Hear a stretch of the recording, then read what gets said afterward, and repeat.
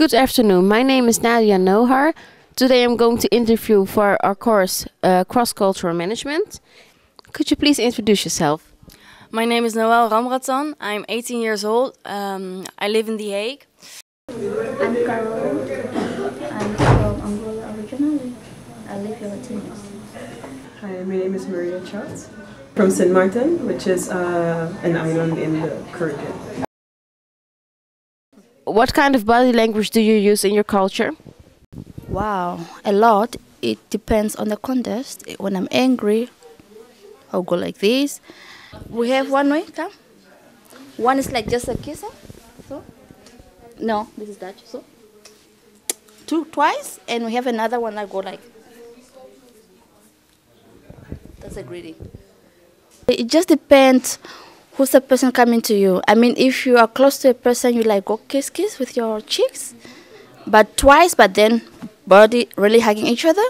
But then somebody you don't know, I'm not sure I might lie, but then we shake hand this way. Because it's more distance than kissing on the cheeks. Yeah, but to be honest, we don't have a problem with distance.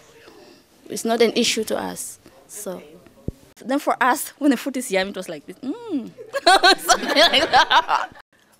I must admit that we do work a lot with body language. You can see, for instance, on the face of someone when they're angry, when they're sad, when it's like, don't even come close to me. We do work a lot with body language. What strikes you when you're buying something in a store in Holland compared to the Dutch people? Well, people always look at us like we're gonna steal something. They're always looking at us like we're bad people, or especially the guys, the young guys from my culture. They've got like these big jackets and hats on, and I know it looks kind of rough, but still people they don't really feel comfortable walking besides you. They're afraid that you might steal their wallet, or I don't know. That I do notice that those things in store or on the street or on the market, you see it everywhere, and yeah. I don't really identify much of a difference. I would say though that Dutch people are more price oriented, but that's not necessarily a bad thing. So if I would see them going for a groepje, I'm gonna follow along. What are the prejudices from people in your culture? Even in my family, the boys, they're rough, and of course they've did things, but Dutch people do that too, and German people do that too, English people, everyone does that. All the young kids do that. So I don't really like it that they just look at us that way. Not just us, of course, also Moroccan people, Turkish people. I think that those three groups are the people they look at the most. And yeah, I don't like that. It's not fair. Work like thinking Africa is one country? That way. What? Or thinking that Nelson Mandela is the president of the whole Africa? That way. Okay. Or thinking that Africans are illegal? That way. Or thinking that it's a lot. Well, There we go. I would say a very big misconception and prejudice is we are taking on face value. So right away, and I'll give an example. Many Dutch people group, because I'm from St. Martin, and if you know the history of St. Martin, we were formerly the Netherlands Antilles. Yes. So a Dutch person would look at me and peg me as Netherlands Antilles, but I have nothing in common with someone from Curaçao. For example, I have nothing in common with someone from Bonaire or Aruba. I am a St. Martiner. That's how I identify myself.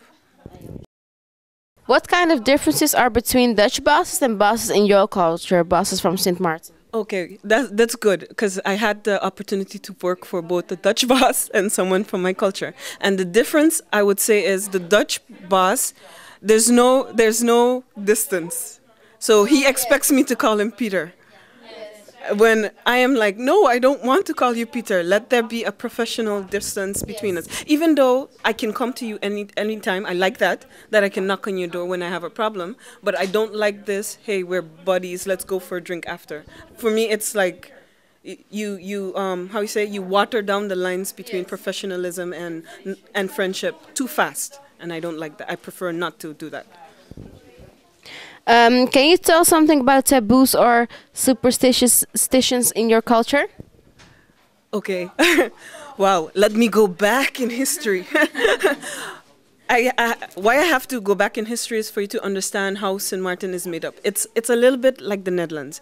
You see how the Netherlands have a lot of different cultures that came in and they brought with them different things. It's the same thing on Sint Maarten. While we ourselves don't have that taboo-ish thing, many different cultures that came in have it. Like for instance, when your shoe is turned over, you're not going to get married or something like that. Then you have to turn it over quickly, or when salt falls, you have to throw some over your shoulder very fast, or it's bad luck, crap like that. Do you also believe that crap? No. Okay. And the last question, how about respect in your culture?